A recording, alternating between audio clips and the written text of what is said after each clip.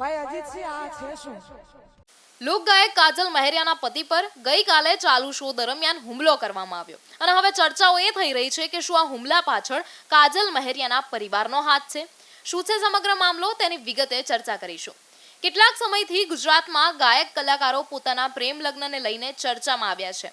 તે જ મુદ્દે ગઈકાલે એક બનાવ બન્યો કાજલ મહેરિયાનો.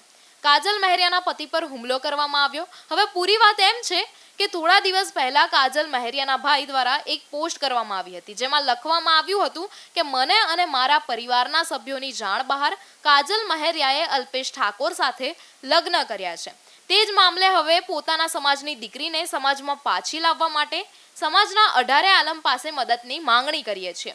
જે બાદ કાજલ મહેરિયાએ પણ પોસ્ટ કરી હતી અને કહ્યું હતું કે મેં મારી મરજીથી લગ્ન કર્યા છે.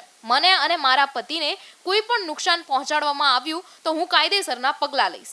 જે બાદ મામલો શાંત હતો, પરંતુ જે ગઈકાલે ઘટના બની હતી તેની અંદર કાજલ મહેરિયાનો પ્રોગ્રામ શરૂ હતો અને ત્યાં કેટલાક અસામાજિક તત્વો આવ્યા અને કાજલ મહેરિયાના પતિ અલ્પેશ ઠાકોર પર હુમલો કરવામાં આવ્યો અને તોડફોડ પણ કરવામાં આવી જેવી માહિતી મળી. અને હવે આ જ મામલે લોકો વાત કરી રહ્યા છે કે આ બનાવની પાછળ કાજલ મહેરિયાના પરિવાર અથવા ભાઈનો હાથ છે.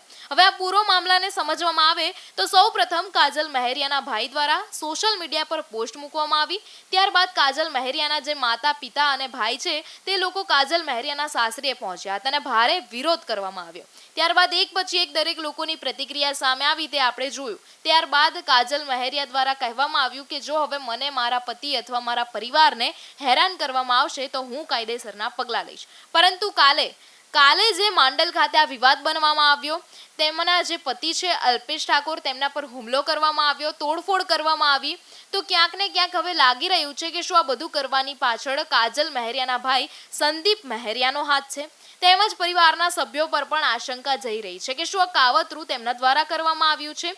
આ એક શંકાનો વિષય બન્યો છે અને આવી લોકો ચર્ચાઓ પણ કરી રહ્યા છે. ત્યારે હવે સવાલ એ ઊભો થાય છે કે જો દીકરી રાજી છે, તેને પોતાની મરજીથી લગ્ન કર્યા છે, તો પરિવારના સભ્યોને ક્યાં તકલીફ છે? શું એક દીકરી પોતાના જીવન માટે નિર્ણય નથી લઈ શકતી? તમારું આ વિશે શું માનવું છે તમને કમેન્ટ કરીને જરૂરથી જણાવજો.